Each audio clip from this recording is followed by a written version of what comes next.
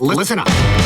Welcome to the PowerShell Podcast, the podcast for PowerShell and the PowerShell community. And now, here's your host, Andrew Plaw. Welcome to another episode of the PowerShell Podcast. We have a very exciting interview in store for you, which may take some twists and turns. Who knows? The future is yet to be decided. I want to say shout out to everyone for listening to all the bar sessions and everyone who joined me on the bar sessions and all the friends I met at PowerShell Summit. What a fantastic week. I'm really happy that we got to share some of those conversations through the bar sessions with you all. And to be honest and a little selfish here, I really enjoyed listening to those. Those are some of my favorite conversations. And I hope that you out there at home who weren't able to attend maybe had a thing or two that you could take away. I know several of you have reached out and shared some kind words about those episodes. So really appreciate all that. I got a tip of the week, and I could have a lot of tips, but this week we got one tip, all right? And that is to check out my new YouTube series, PowerShell Pro Tips, okay? It's short videos where I give quick tips, show some cool stuff. I got things started off right, showing off terminal user interfaces. Next week, actually probably by the time this is up, it'll be there. I have one on profiles, and yeah. Hope you enjoy that. Leave a like, comment, subscribe if you enjoy the content, and hopefully I can keep pumping those out for you. Thinking about one a week, and hopefully it fills a need in the community. I got nice timestamps on there too. You can click around. And you know what? Addendum. I'm adding a tip. You know, Ryan Lancial's listening right now. And Ryan, they're getting a little extra today. And that is check out the PS default parameter values variable. Look up the help article for it. Use it. I recommend checking, adding a parameter to out default to set a variable to last out. You can check out the video. I have a little tip on it, but I highly recommend that. It allows you to always have a variable called last out that contains the last output. And out default, in case you didn't know, it's run on everything in PowerShell. It's the last command that runs. So yeah, when you set an out variable on it, you can use it. So there's your extra tip of the week. Another cool thing, this week, I'm going to be at MMS MOA. So if you're at Mall of America right now, walking around, come say hi. Look forward to meeting some people there. You want to chat more PowerShell? You want to join the sort of inner circle and get a little bit more in touch with the PowerShell podcast community? Well, join us on the PDQ Discord, discord.gg/PDQ. It's been awesome to see the growth. I think we have a really cool group of people who are all sort of come up in PowerShell, sharing cool tools that they're making. Shout out to Micah for launching a blog. That was really exciting. He shared with me that he was working on this module on some fancy cluster stuff. Honestly, it was a little bit above my head, but he published the module, and what better time than now to create a GitHub Pages blog? It's free, it's simple, and shout out to Micah for getting that started. Got some cool blogs this week. In true Summit fashion, to cap things off, there's a fantastic blog by Deadly Dog on PowerShell DevOps Global Summit 2024 Reflections. You can hear his perspective, and he was such a great person to meet. It's so fun. Oh, just my Canadian friend. It was great meeting you. Check out the tips modules, install module tips to get PowerShell tips in PowerShell. There is also an awesome blog on reading Outlook emails with PowerShell, and me, your boy, wrote a blog on what are REST APIs. It's on the PDQ blog. I'll have a link to it. Sort of covers the basics of REST APIs. I'm actually working on an addition to it that'll probably go up in the next few weeks to add some more content to it. But that's enough. Enough. It is time for something I've looked forward to for years in the making. I haven't seen our guest in years. And every time I see him on LinkedIn, I think, where has he been? So I sent this fellow a message and I said, Ryan, how you been, man? I want to chat with you. One thing led to another, and we figured out we should just catch up on the pod. And Ryan has had a pretty awesome career journey. He is in the endpoint identity and cloud security space, working at Red Canary as a security engineer. I knew him back in the day, but now he's doing big things. So Ryan, welcome to the podcast, man. Appreciate you sitting through the pre-show with me, hanging out. Oh, welcome. Man. Yeah, no, yeah, thanks for gassing me up so much, man. It's my job, man. Yeah, I love it, man. It's been too long. It would be a bad situation. I invite you on the podcast and I start shooting down at you. I mean, hey, I'll take it. Whatever. Yeah, a little bit here and there. Yeah. So let's go back, man. I want to cover your career and all that, but honestly, selfishly, I want to just chat a little bit. So when did we meet? Do you remember if it was 2018, 2019 PowerShell Summit, I think? It was one of those years, is my guess. It was one of the PowerShell summits. We might have run into each other earlier in the week, but maybe sat at the same table. But I distinctly remember running into you during a pub crawl that they hosted that was around Seattle. There was a pie bar, I think, at one point. But yeah, had great conversation. I was like, man, Sander guy, okay, he's cool. What's up? Young Andrew back then. Yeah. No, I mean, we kind of like, I feel like kind of bonded a little bit over both kind of, having kids. Yeah, having kids, being young dads. Yeah. I remember that talk because I was like, man, this guy, he did it. So I can just keep doing my thing and maybe I can do it too. So I really held you in a special place for many years during that kind of period of my life as a young man with a bunch of responsibilities trying to make it in the corporate world. I feel like you've mentioned to me that drunkenly in a bar once, and I don't think I really processed it, but man. Responsibly drunk, but yes. Oh, shoot. Yeah. No, you're good, dude. It made me take a step back, man. Like, cause I'll be honest, I don't, raising my daughter, that's a good, feels good. Hey, I got somebody out in the world. They're doing cool stuff. Right. But having like somebody that I looked at as a peer come to me and say that like I helped that motivate them, it touched me in a certain type of way. So I think it speaks to the fact that we are all leaders in some way, and someone is always watching. And being a good person and trying to do your best and having good character and stuff like that ultimately leads to great things. And the more you're able to put yourself out there and be there for others, even in just small ways of just hanging out, can go a long way. So appreciate you being a good person. Makes it easy. Same, man. Yeah. No, I think you said that perfectly. Really. Hey, we're already kicking it off, right? Hope you're enjoying it out there. I kind of want to pivot into your journey because I remember back in the day at that same conference, I was like, okay, this Ryan guy, he's really connected. He knows this stuff. Holy crap. But you're very unassuming with it. But then you talk to you a little bit and I'm like, holy crap. So you're in PowerShell back then. What's your career journey been like? Maybe go back to the early days a little bit, touch on it, and then kind of where PowerShell fit in there and then to security. Yeah, for sure. So, I guess it's probably worth talking about. I did Geek Squad early on. It was kind of like one of an early job for me. Did that, got an opportunity to be like a network admin. Learned a lot. It was for a law firm. It was not, like working for a law firm is never a fun thing, but they're out there and they definitely need help. Attorneys can sometimes be tough on people. And so, got an opportunity from there to go do help desk in kind of like it was like a security or it was a consultancy, outsourcing consultancy. Did that for a couple years. Got fired for the first time. That was one of those things that you're like, my first firing was actually at that law firm. That was a tough thing. But okay, hold on. Do we really want to go as far back? I feel like this is really. I think that knowing that you worked at Geek Squad and Help Desk is pretty helpful to know that that's sort of part of your journey. Yeah. Okay. Cool. Yeah. So I mean, like that was. I recognize that looking back today as being a super important part.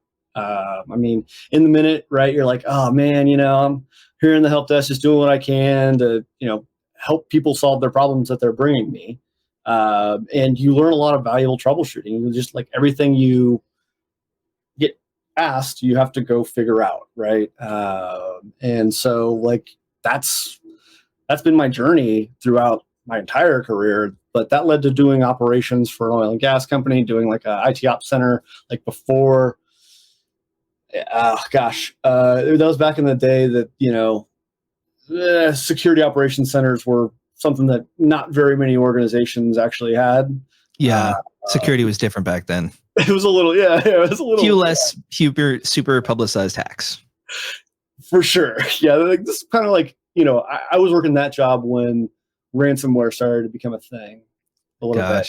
I remember being involved in an incident as a result of, things getting encrypted, right? And so like, those are always interesting and pivotal moments that, like as an admin, you get pulled in because they're like, hey, we need somebody to do stuff because servers not work. Go boop, boop, boop, right? And you're like, okay, all right, here I am, But yeah, it's been from there. I did, PowerShell kind of came into it from that operations role. I started kind of like having to do a little bit in Linux, having to do a little bit of like wide scale administration. And so like started to learn PowerShell there, right? Like started more of like a consumer, right? You get a script, you run a thing.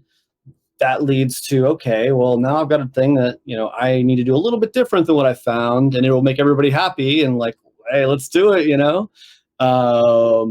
And so we had a thing happen at that same company where they were rolling out kind of like System Center Service Manager, right? So the whole part of the System Center suite, but a lesser known, maybe, I don't know if it's still around. I'm guessing it still is,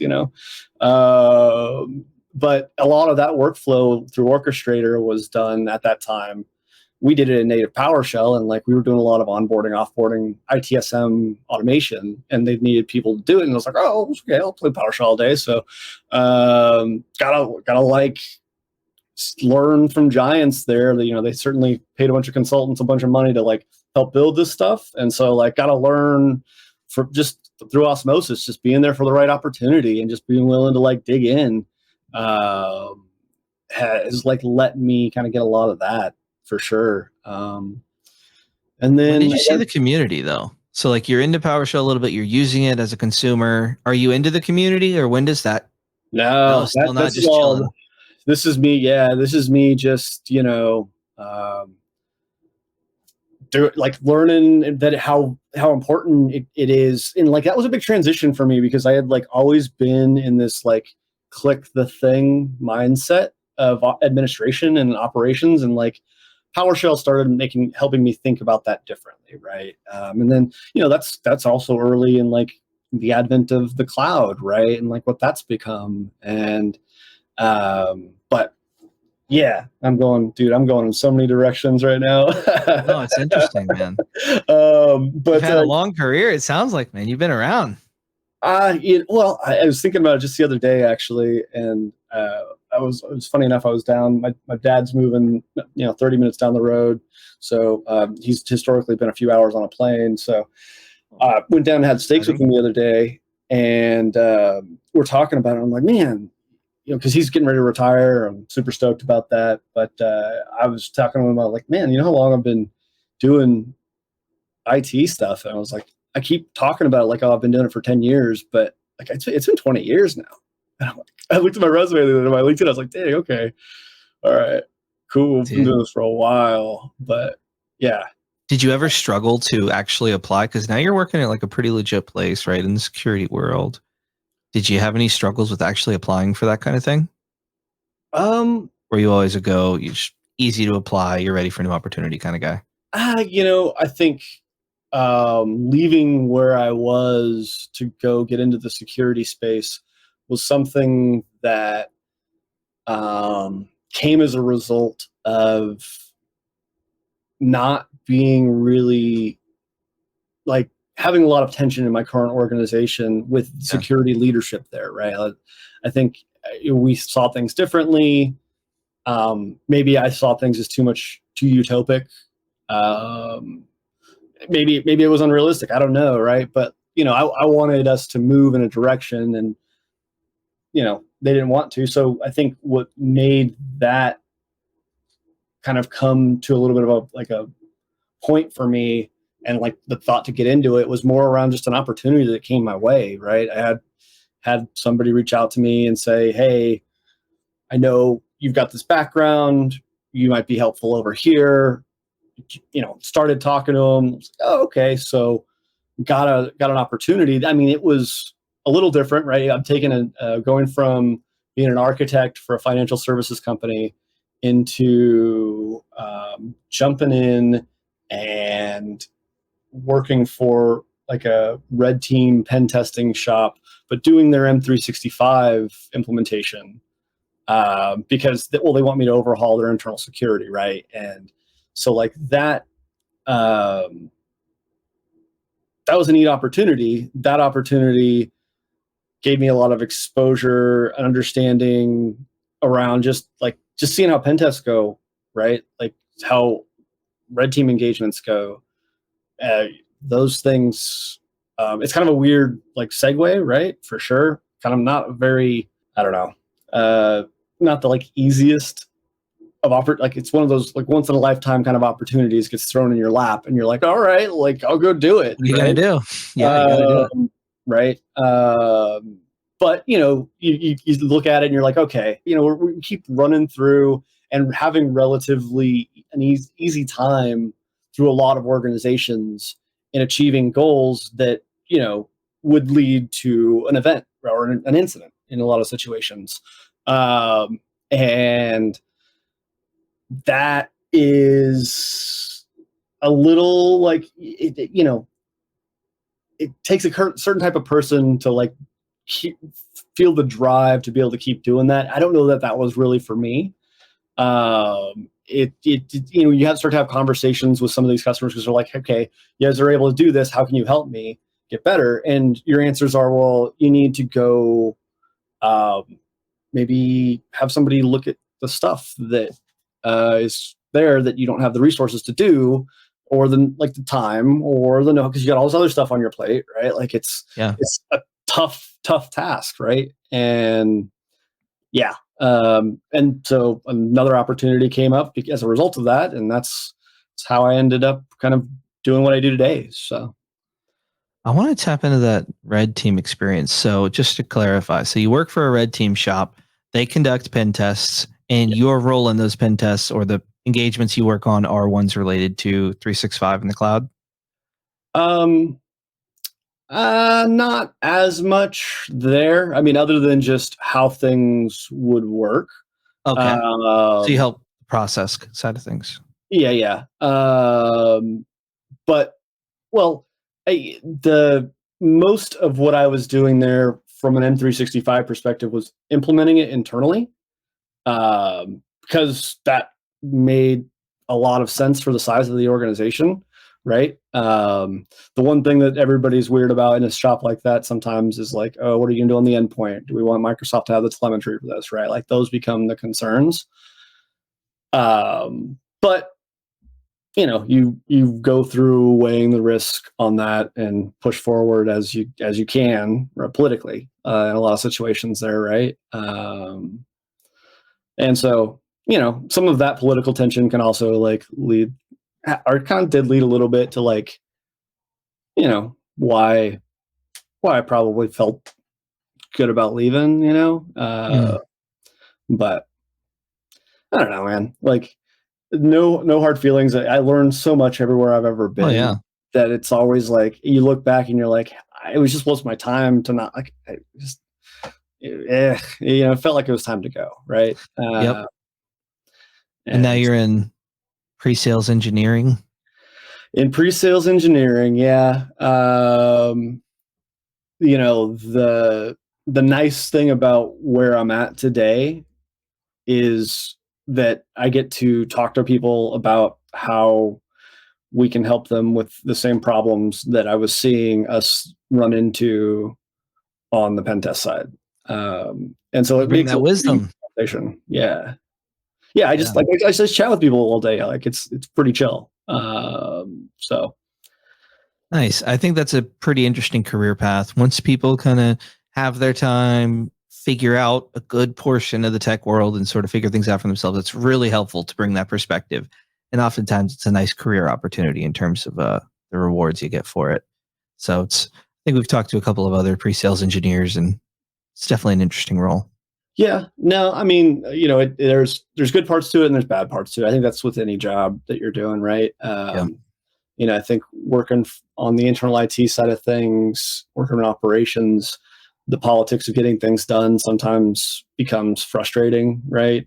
On the pre-sales side, sometimes um, you know, the the amount of conversations you end up having sometimes makes it hard to, you know, um, really always authentically engage, right? And that wears on you a little bit.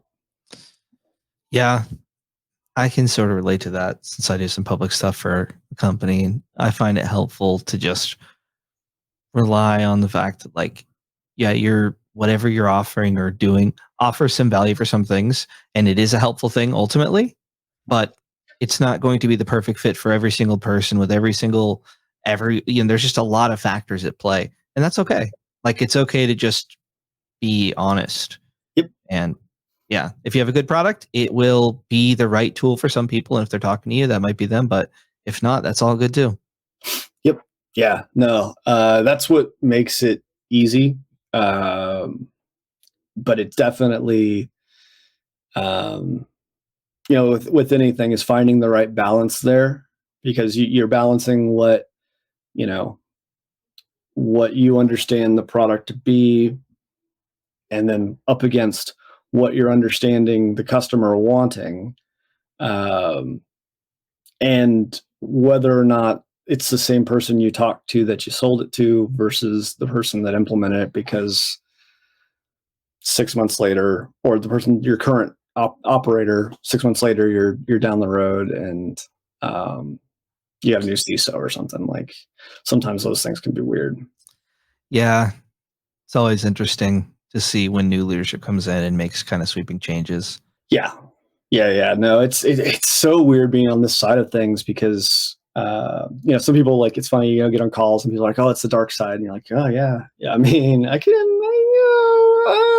not really, but I could see how it could be pretty easy. But I mean, yeah, I think it's nice to hear the success stories from customers and stuff like that. It really validates, hey, you actually are helping people, and a lot of people. yes, yeah. And it's not just, yeah. That's the funnest part of the job. Is like when we're just kind of just chatting with people and getting to hear how, like, or going and having lunch with a current customer and getting to hear, like, what's going on, right? Like, how things are Oh, going. yeah. Everybody's always got things that they want, but when you have customers that are like, hey, actually, y'all are saving so much of our skins right now. Like, Yeah. it's way better in this world than it would be without. And so that's, I realize that sounds pretty high level and pretty like, but Dude, it's important to be connected to that, though. It's a lot easier to work hard when you are connected to the impact of the work that you're doing. Not saying we're saving babies out here, but people in the security space and the sysadmin space, I can really relate to them, and it's really cool to feel like I'm helping out my peers. It right. feels really good.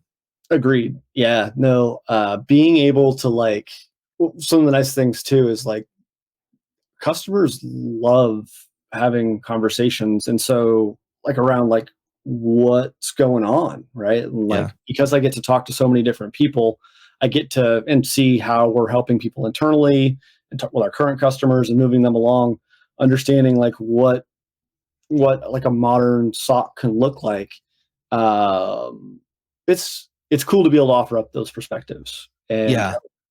like, challenge maybe some, like, old opinions or old thought processes, all that are maybe getting in the way of, like, people being able to move forward quicker and not have to worry about as much stuff and, like, staying up at night. Here's a question for you. been working for 20 years, been to a few different companies, different industries. What are some indicators of a healthy culture? Ooh, I think for me, having a very comfortable conversation with your boss, being able to talk really, really, really candidly about what's going on, and having that felt and heard and actioned, I think is always really, really nice when there's a lot of like apathy around like, oh, we can't do anything because of this problem or that problem in management. Um, that's when I've always, you know, I feel like I'm like, oh shit, is everything okay? Like, are we going to be okay? But yeah, That's a good one. I think that being able to talk to your manager is huge. And I don't think that, and not only just talk, like you said, but actually be able to be heard and to feel empowered to actually speak to them. I don't think that type of culture happens on accident. Managers and leaders in general need to be proactive with creating that opportunity to give feedback. And apathy is totally poison. I just don't enjoy seeing that. I've been at that stage of my career though, where I've kind of been like, what do I do next? There's nothing kind of going on. Let me just sort of check out. yeah, Then I found automation and it's like, oh no, not anymore. and man, I miss the days a little bit for sure. Oh no, for sure, not a little bit. It's so funny because in my position now, I sort of went through this journey with responsible for devices, started automating them, learned PowerShell, blah, blah, blah. So now I work at the company whose products I used, and I am part of that journey for people who are in my exact same shoes, just at sort of the beginning stages of that whole thing. And it's very, very cool to see. It's like, I don't know. I just love that people are going through that sort of aha moment, big time aha moment, career level aha moment, workflow level. And you mentioned earlier that like these security teams and everyone out there just doesn't have the resources or the time oftentimes, which is so accurate. So anytime you're able to help people have a less stressful work life, maybe free them up to have more time to look at their security policies and the way things are configured. Because I harp on this a lot, but I really think that there's some room for improvement there for the global security landscape. If we can get the unempowered admins to sort of get some more control and empowerment, it'd be great. 100%. No, I mean, I remember how important and hard it was to push. I mean, it depends on the organization, right? Like if you've got an organization that's got a very rigorous change management process, like pushing through change in that organization is on like a 2-week clip sometimes, unless you put it in an emergency. There's all these rules and everybody's worried about the politics of putting in an emergency change or something along those lines. And it's like, you get caught up in this paralysis of not being able to move very quickly. And so getting patches deployed to not only all of your, desktop, laptop servers, right? But like getting it to your edge devices is so important for preventing attacks these days. You see like every week or every other week, there's a new CVE for like a Palo or a Fortinet or something. And so it's like a mad rush to patch before you've already found out that it's shelled, right? Like this thing, that's the stuff that we need to be making time to do because it's so important to the overall security of organizations. The like bespoke threat hunting, that has its place in some organizations that have that profile, but different places have different risks and different ways that they need to look at it. But in a lot of situations, there's definitely a lot of argument that could be made that letting someone do this at scale or help do this at scale gets you a lot further along a lot quicker than you could try to build yourself. Yeah. I hope more and more orgs sort of open their eyes to that. Yeah. No, I mean, there's definitely from my best guess, I don't have any data on this, but like I would anecdotally guess that most organizations with, I would say like more than 20 employees have looked at or understand or are using some sort of third-party service to do this stuff today. Hope so. I want to see more secure by Capacity, default. right? Yeah. I mean, there's so many vendors in this space for sure. So, what's your take on security landscape currently? Dire. We hear about stories all the time. Are you hopeful? Are you feeling like we're going to start making exponential progress soon, or is it going to keep being a slow war? Yeah. Man, that's a great question. It's hard to have a super informed answer, though. Like I am going to rely on your limited perspective because we don't know everything everywhere. But based on what you've seen in your career, No, I think that like security doesn't have to be doom and gloom. Everybody has to worry. There's a like line for how much investment you need to make to do this stuff good. Finding the people to implement it is often the hard part. And as more organizations start to kind of like see that, or if there's, things that get pushed down policy wise. I mean, we're seeing it a little bit with the SEC trying to push, organizations to file if they're publicly traded, right? These incidents, which, I don't know how much that does to prevent things. It provides a little bit of transparency into like a thing that happened. But, there are certainly to do business within various areas of the government and private organizations, and that stuff starts to trickle out.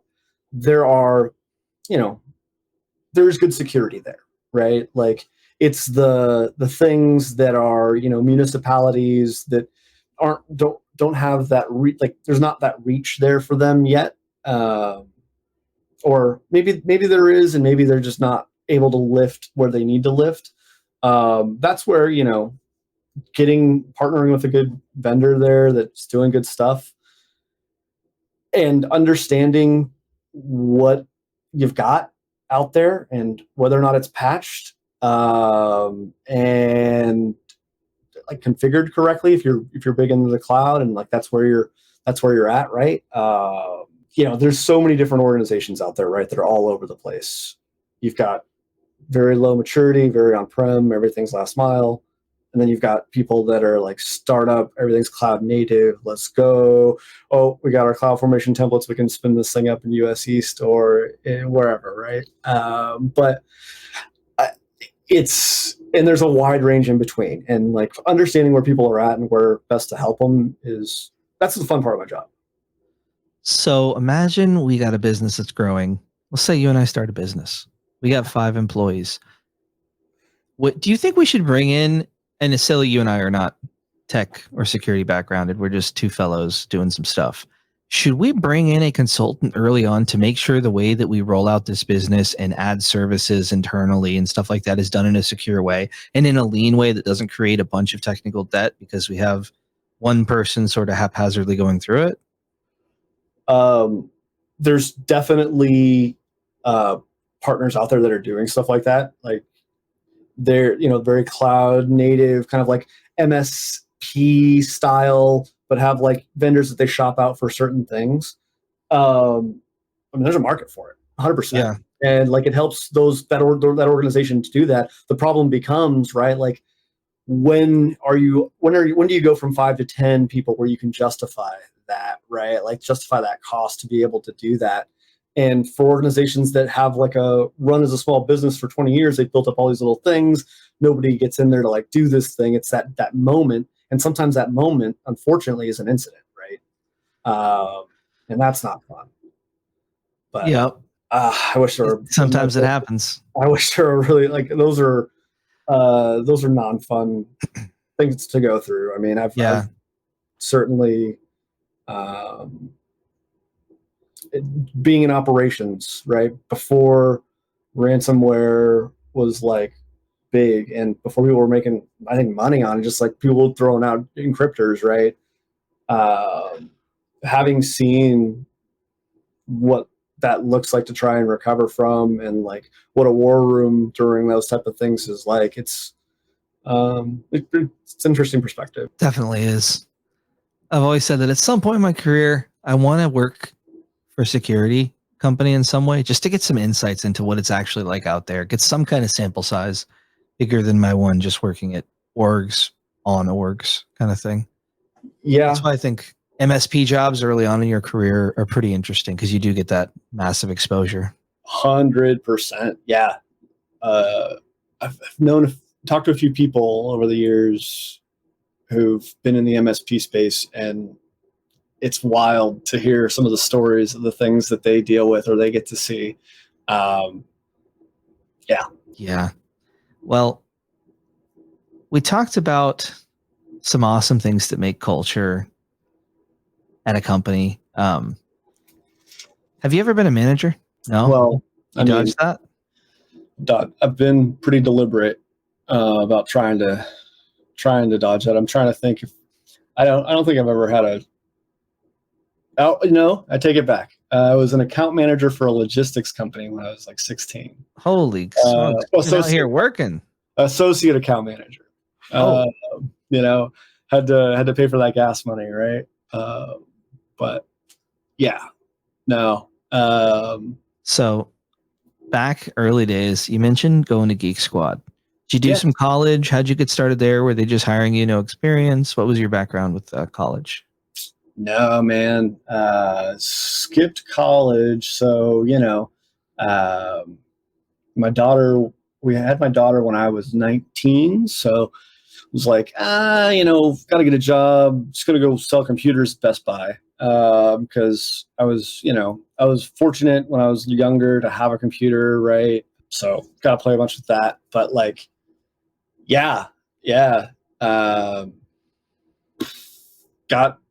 was doing computer sales for like a couple years, selling a lot of like wireless routers, like talking to people about like, oh, we got 802.11b, we got 802.11g, learning how to laser line, which was a thing,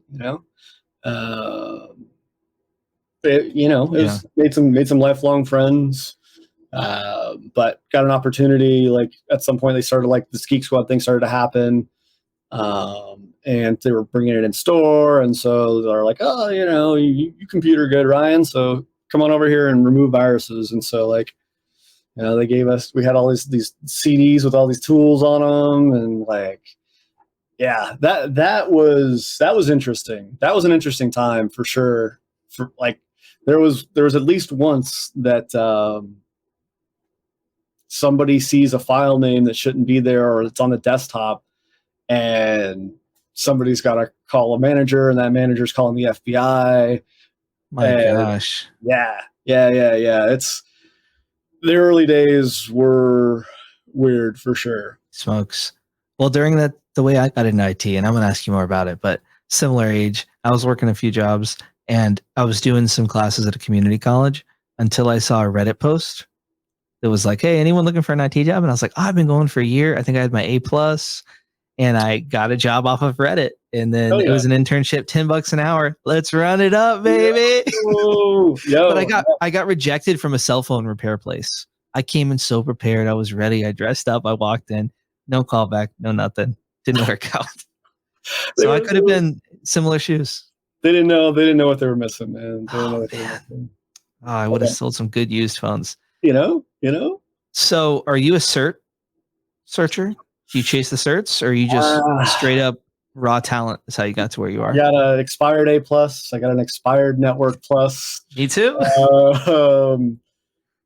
got a VMware 3.5 ESX cert, which, I mean, I'm pretty sure you can't get that media anymore unless you got it tucked away somewhere. And I definitely wouldn't install it anywhere. That'd be an unfun thing.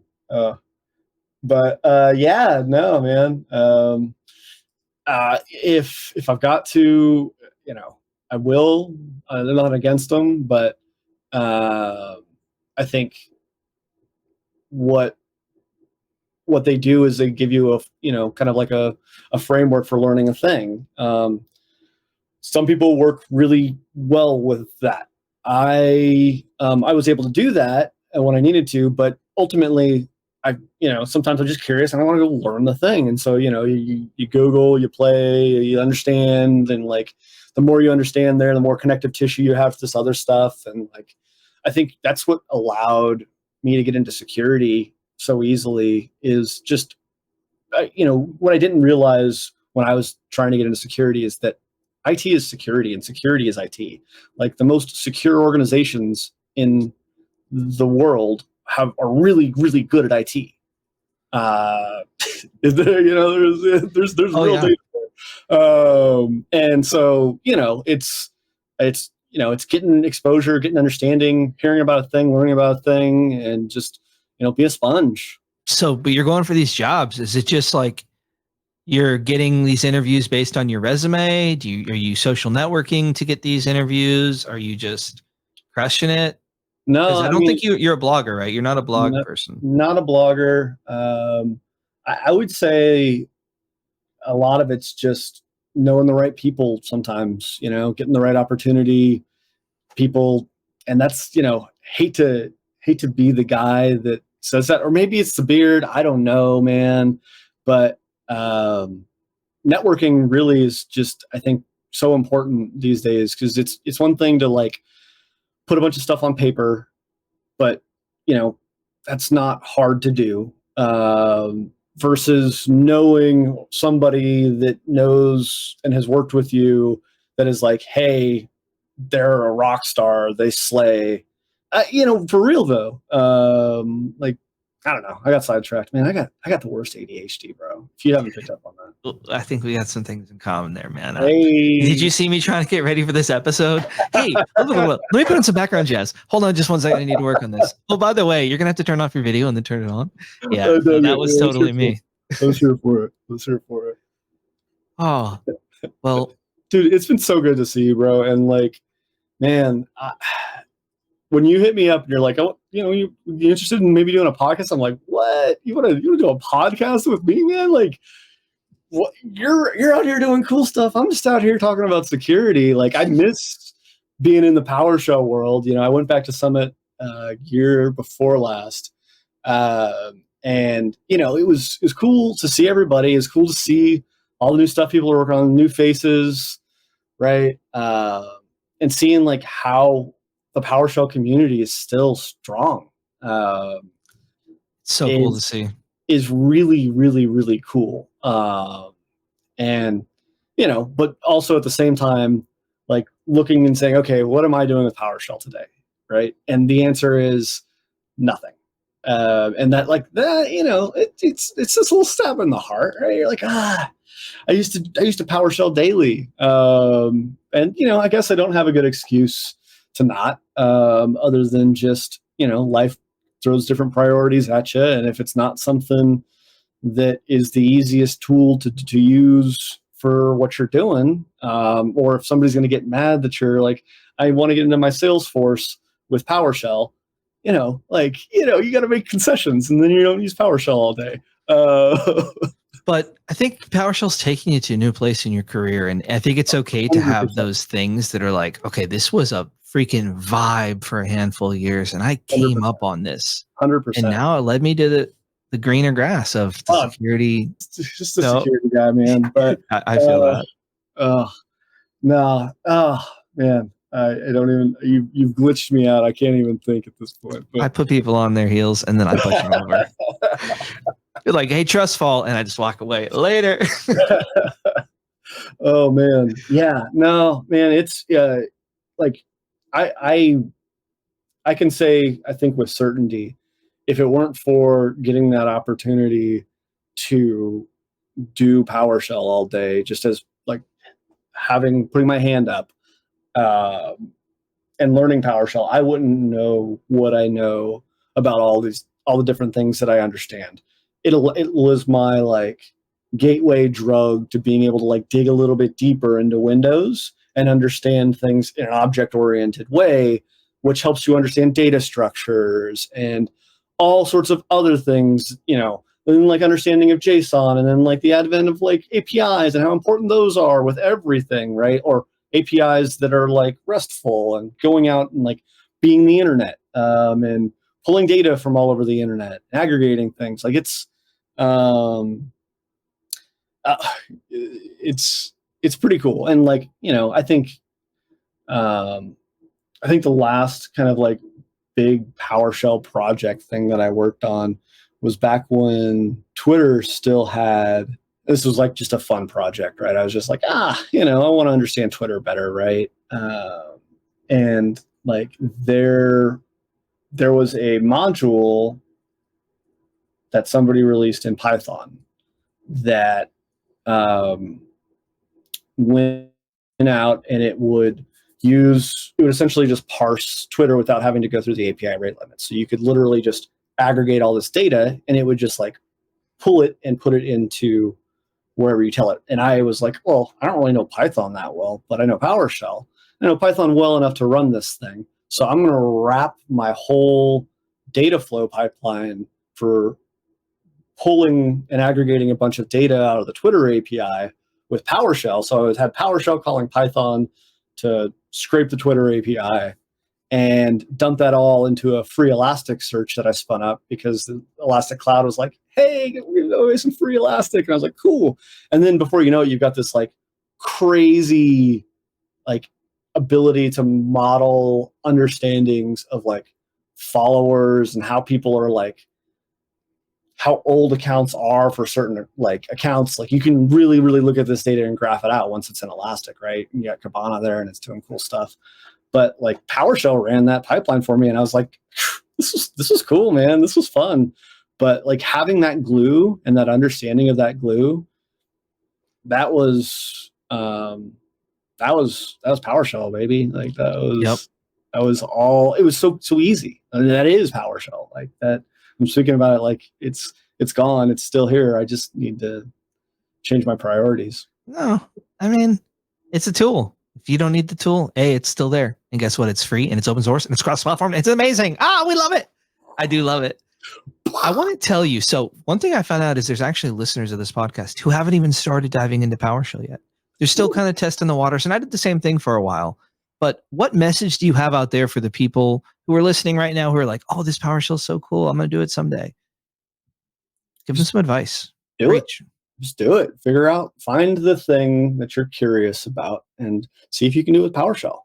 And keep asking yourself, can I do this with PowerShell? And the more you do with PowerShell, the better you will get at PowerShell. You'll start to learn about a thing, or you'll start to read about a thing, and they'll talk about this other thing, and then you'll go read about that thing, and then you'll know more. And like that's been my key, not just, for anything in tech for me, and like growing in my career. That was super important. And I mean, it extends beyond just tech though too. Like, life, like go, if there's something that you're curious and you're driven to do it. Don't wait till tomorrow. See if you can do it today. Let's give it a try. Give it a try. Get started. We're here for you. Yeah. Don't be a stranger. I'm always accepting any messages. I always try and get back to people. So feel free to reach out to me. I'm Andrew Plotek, pretty much everywhere. And PowerShell at pdq.com if you want to reach out, share feedback, whatever you got.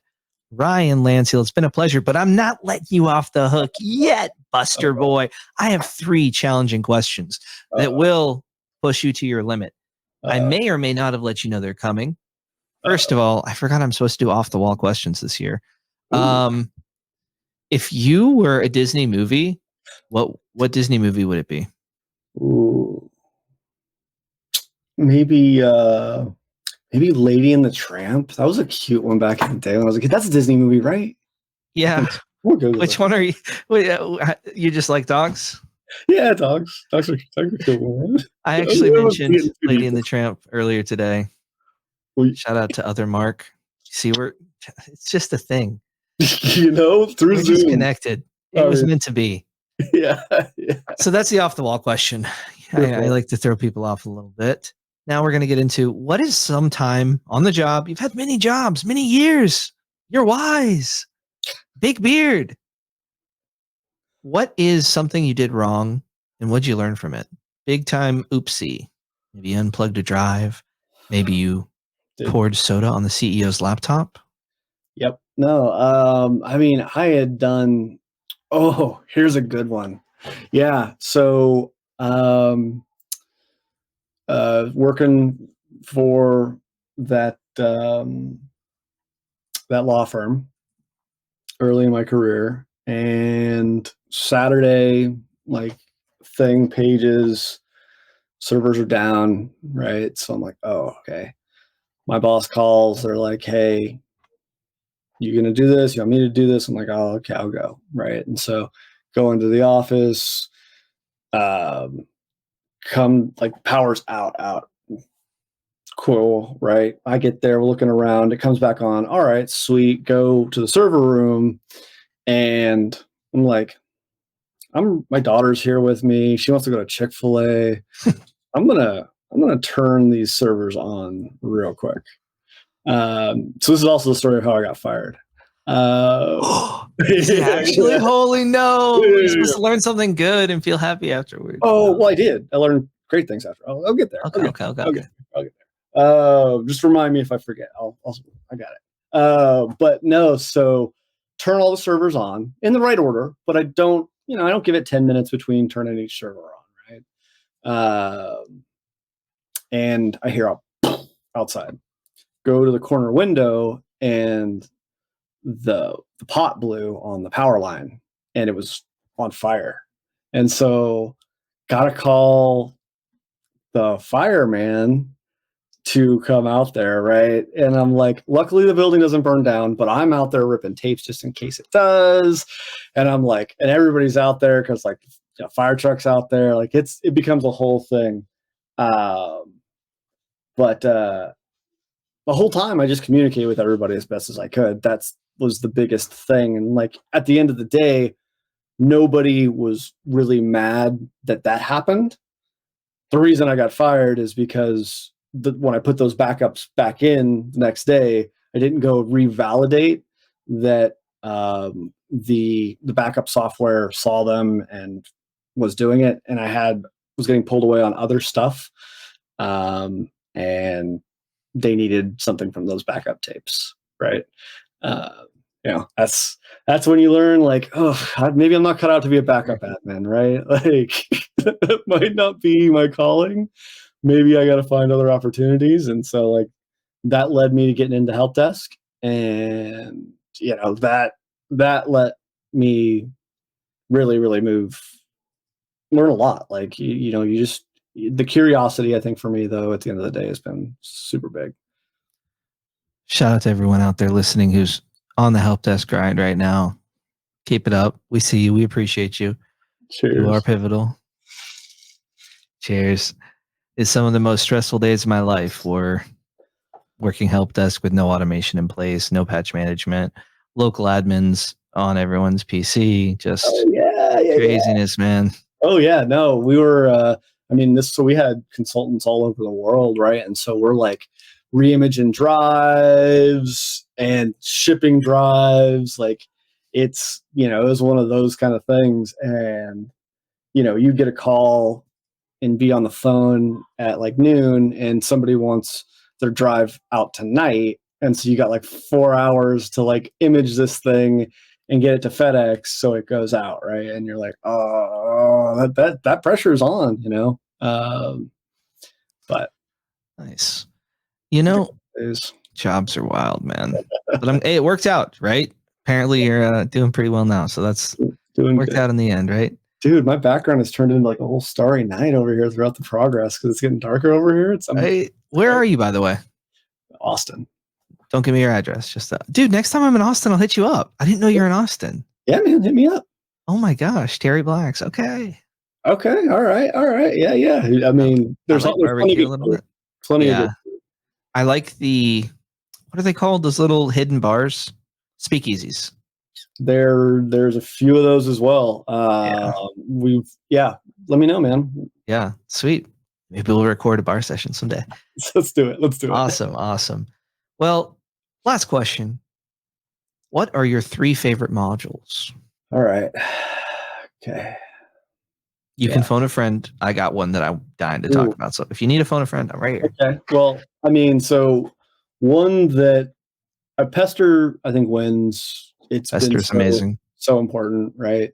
Like, so much has gone into, like, what that can do within the PowerShell ecosystem that it's really, really cool to see. And I think that concept has been adapted by other people to like even extend what the idea and the concept of pester are outside of that.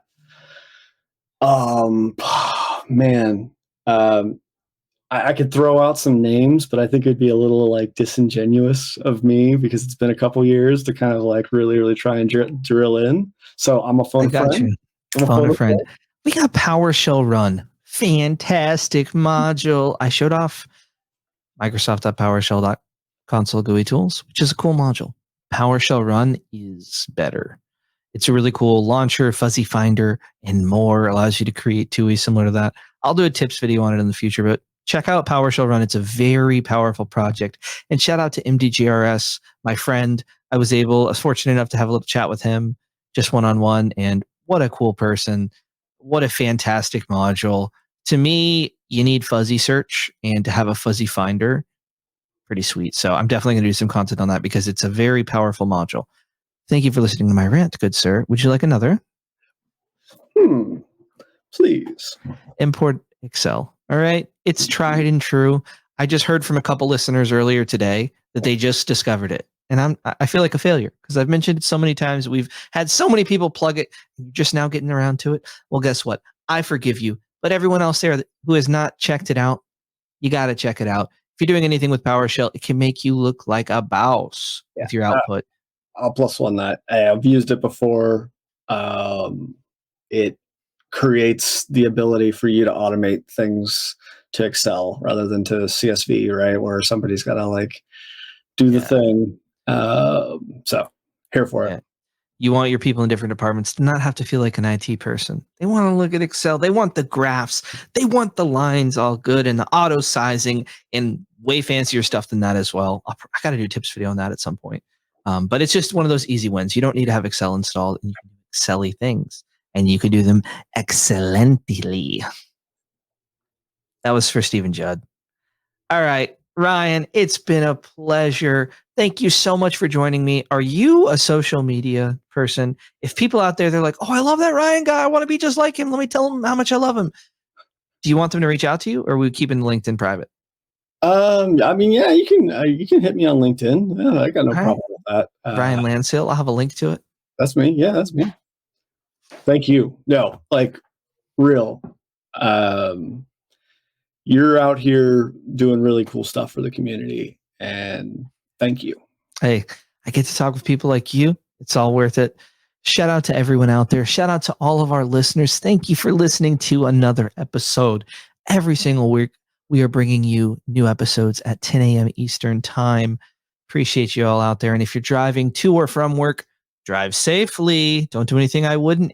Learn PowerShell. Do good. Join the PDQ Discord, discord.gg/PDQ. Like, comment, subscribe. And you know what? Ryan, while you're at it, leave us a 5-star review on Apple Podcasts or your podcast platform of choice. We are everywhere. We are worldwide. Over 100 episodes. Over 100,000 audio listens, over 2 billion PowerShell sessions with telemetry enabled a month. We're on top of the world out here in the PowerShell world, man. Yeah. Happy to have you on, man. Give you a little taste of greatness. You know, get back to your sales life. Enjoy it. Security world needs you. But out here in PowerShell, we're putting in the work, man. Miss y'all. Come up. Yep. Miss y'all. Thanks, everybody. Thanks for listening to the PowerShell Podcast. The PowerShell Podcast is a PDQ production, making device management simple, secure, and pretty damn quick.